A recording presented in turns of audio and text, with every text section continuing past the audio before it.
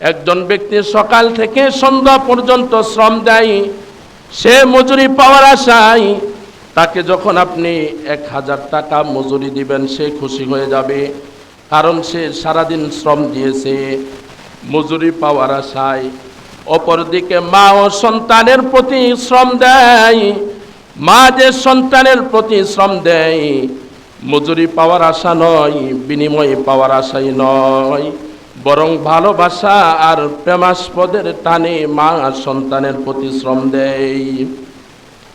এখন কোন সন্তান যদি বলে, মা গো মা,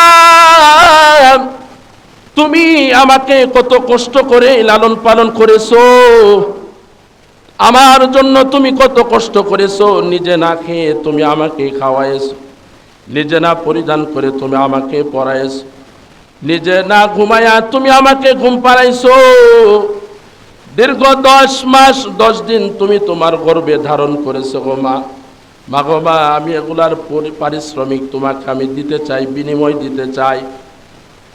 এ বলে সন্তান তার ব্যাগ থেকে 10 লক্ষ টাকার একটা বান্ডিল বের করে মাকে বলে, মা নাও, এগুলো হলো তোমার পারিশ্রমিক, এগুলো হলো তোমার বিনিময়। বলেন তো দেখি, মা এগুলো পেয়ে বেজার হবে না খুশি হবে? অবশ্যই মা বেজার হবে, কারণ মা তো শ্রম দিয়েছে ভালোবাসার টানে, বিনিময় পাওয়ার জন্য শ্রম দেয় নাই। এজন্য দুনিয়ার মানুষ 2 প্রকার। এক প্রকার বান্দা হলো প্রেমিক সেজে প্রেমাস্পদের নেশায় তারা ইবাদত বন্দেগী করে, আরেক প্রকার বান্দা হলো শ্রমিক সেজে মজুরি পাওয়ার আশায় তারা ইবাদত বন্দেগী করে। যারা প্রেমিক সেজে ইবাদত বন্দেগী করে তারা জান্নাত জাহান্নাম কোনো কিছুই বোঝে না, তারা একমাত্র বুঝে আল্লাহ পাক রব্বুল আলামিনের দিদার, আল্লাহ পাক রব্বুল আলামিনের ভালোবাসা। এজন্য ফাজাইলে সাদাকাতের মধ্যে বর্ণিত আছে, এক বুজুর্গ যখন তার মৃত্যুর সময় এসে যায়, তার সামনে জান্নাতের নাজ নিয়ামত আসমানের ফেরেশতা উপস্থিত করেছে। ওই বুজুর্গ আফসোস করে আর বলে, जन्नत और दूज़ख से या रब क्या करो, आरज़ू है मैं तुझे देखा करो, आरज़ू है मैं तुझे देखा करो, हुर गलमन जितने नियामत खाए तू, सबसे बेहतर नियामत दीदार तू, सबसे बेहतर नियामत दीदार तू। এই প্রেমিক বান্দা আল্লাহ তাআলাকে বলে, আল্লাহ আমি জান্নাত জাহান্নাম দিয়ে কি করব? আমার মনের আশা আমি তোমার সাথে দেখা করব। জান্নাতের হুরুল মান দিয়ে আমি কি করব? আমার মনের বড় আশা আমি তোমার সাথে দেখা সাক্ষাৎ করব।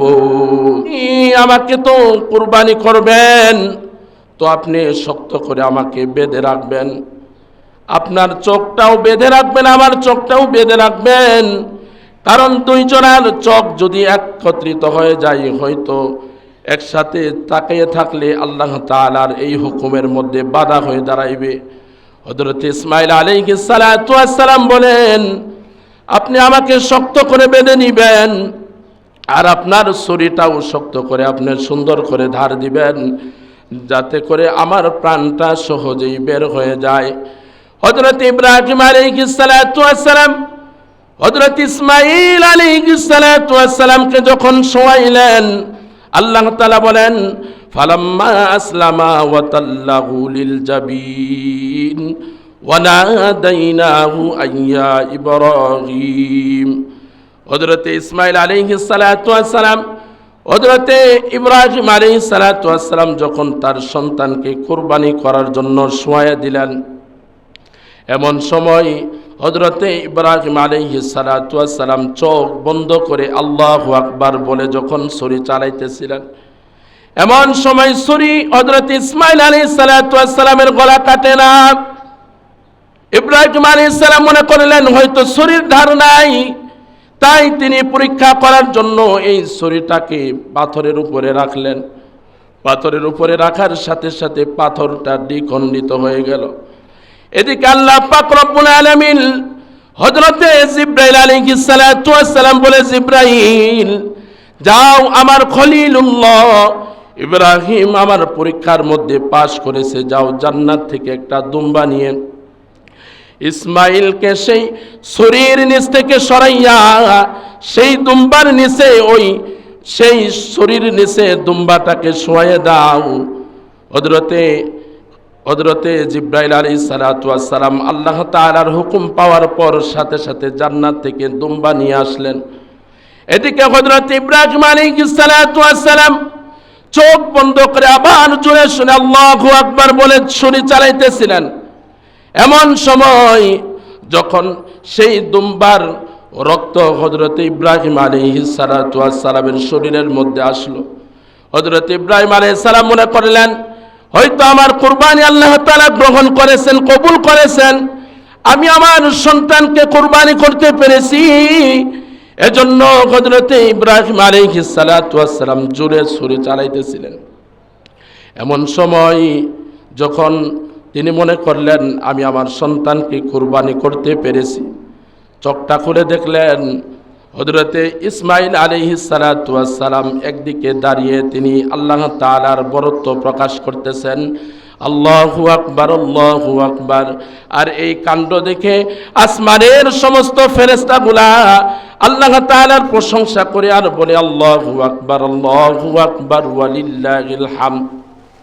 আল্লাহ তাআলা হযরতে ইব্রাহিম আলাইহিস সালাতু ওয়াস সালামের এই বাণীটা এত পছন্দ করেছেন, এজন্য জিলহজ মাসের ৯ তারিখে ফজর থেকে শুরু করে ১৩ তারিখ আসর পর্যন্ত প্রত্যেক নামাজের পরে আল্লাহ তাআলা এই তাকবীরটাকে ওয়াজিব করে দিয়েছেন। সুবহানাল্লাহ।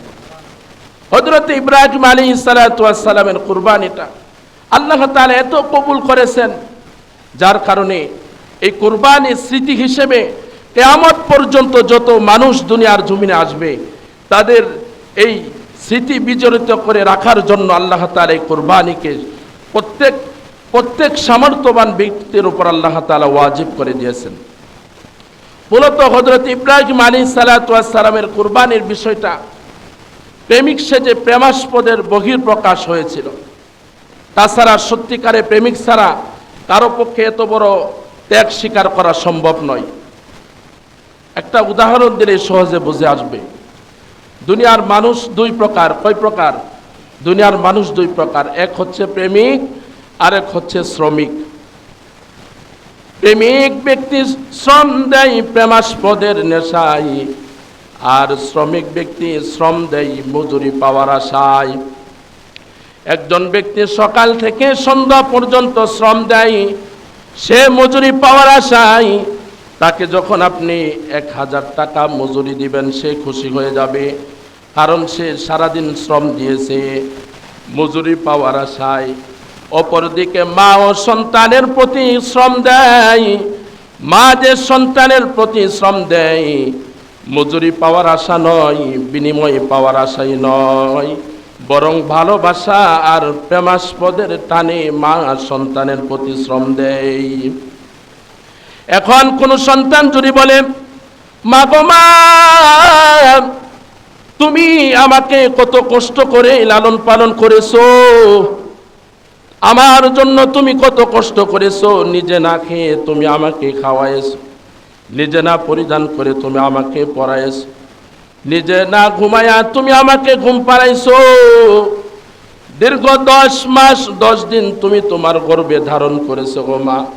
মা গো মা, আমি এগুলার পারিশ্রমিক তোমাকে আমি দিতে চাই, বিনিময় দিতে চাই। এ বলে সন্তান তার ব্যাগ থেকে 10 লক্ষ টাকার একটা বান্ডিল বের করে মাকে বলে মা নাও, এগুলো হলো তোমার পারিশ্রমিক, এগুলো হলো তোমার বিনিময়। বলেন তো দেখি মা এগুলো পেয়ে বেজার হবে না খুশি হবে? অবশ্যই মা বেজার হবে, কারণ মা তো শ্রম দিয়েছে ভালোবাসার টানে, বিনিময় পাওয়ার জন্য শ্রম দেয় নাই। এজন্য দুনিয়ার মানুষও দুই প্রকার। এক প্রকার বান্দা হলো প্রেমিক সেজে প্রেমাস্পদের নেশায় তারা ইবাদত বন্দেগী করে, আরেক প্রকার বান্দা হলো শ্রমিক সেজে মজুরি পাওয়ার আশায় তারা ইবাদত বন্দেগী করে। যারা প্রেমিক সেজে ইবাদত বন্দেগী করে তারা জান্নাত জাহান্নাম কোনো কিছুই বোঝে না, তারা একমাত্র বুঝে আল্লাহ পাক রব্বুল আলামিনের দিদার, আল্লাহ পাক রব্বুল আলামিনের ভালোবাসা। এজন্য ফাজাইলে সাদাকাতের মধ্যে বর্ণিত আছে, এক বুজুর্গ যখন তার মৃত্যুর সময় এসে যায়, তার সামনে জান্নাতের নাজ নিয়ামত আসমানের ফেরেশতা উপস্থিত করেছে। ওই বুজুর্গ আফসোস করে আর বলে, जन्नत और दोज़ख से या रब क्या करो, आरज़ू है मैं तुझे देखा करो, आरज़ू है मैं तुझे देखा करो, हुर्गल मन जितने नियामत खाए तू, सबसे बेहतर नियामत दीदार तू, सबसे बेहतर नियामत दीदार तू। এই প্রেমিক বান্দা আল্লাহ তাআলাকে বলে, আল্লাহ আমি জান্নাত জাহান্নাম দিয়ে কি করব, আমার মনের আশা আমি তোমার সাথে দেখা করব। জান্নাতের হুরুল মান দিয়ে আমি কি করব, আমার মনের বড় আশা আমি তোমার সাথে দেখা সাক্ষাৎ করব। এজন্য প্রকৃত প্রেমিক যিনি, তিনি বিনিময়ের আশায় ইবাদত বন্দেগী করে না।